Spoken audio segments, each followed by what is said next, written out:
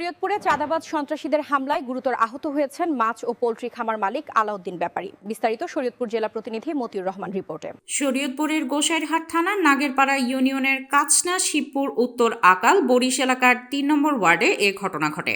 স্থানীয়ভাবে প্রভাবশালী হিসেবে পরিচিত স্বপন মাল বয়স ৫৫, তার সহযোগী বাবুল চৌকিদার, কাঞ্চন চৌকিদার, সারোয়ার চৌকিদার, হাশেম চৌকিদারের ছেলে এবং সুজন মাল সহ মোট ৬ জন আলাউদ্দিন ব্যাপারীর কাছে ৫ লাখ টাকা চাঁদা দাবি করে।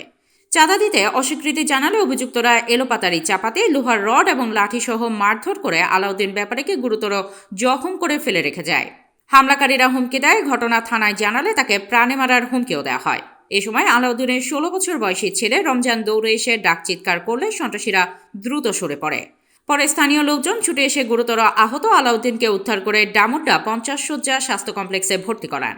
প্রথম একটা বাড়ি তারপর বাড়ি আছে মাথার হাত দিয়ে ফিরিতে যাওয়া নেই, মনে করেন হাত ভাঙ্গিয়া তারপর যে মাথায় লাগছে এটা লোক মাথায় দেয়া জখম হয়েছে।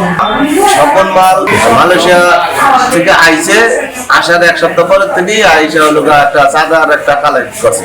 তারা ৫ লক্ষ টাকা চাঁদা চাইছে। স্বপন মাল, বাবুল চৌকিদার, কাঞ্চন চৌকিদার, সরাও চৌকিদার।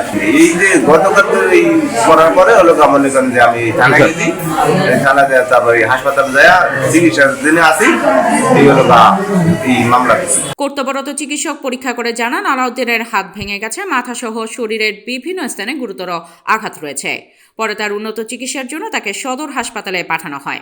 স্থানীয়দের বরাতে জানা যায়, অভিযুক্ত স্বপন মাল কালাম কাজীর ভাগিনা। এর বিরুদ্ধে এর আগেও হত্যা মামলা ও চাঁদাবাজির একাধিক অভিযোগ রয়েছে। এমনকি সালেহা নামে এক নারীর কাছ থেকেও ৩ লাখ টাকা চাঁদা আদায় করেছে বলে অভিযোগ পাওয়া গেছে।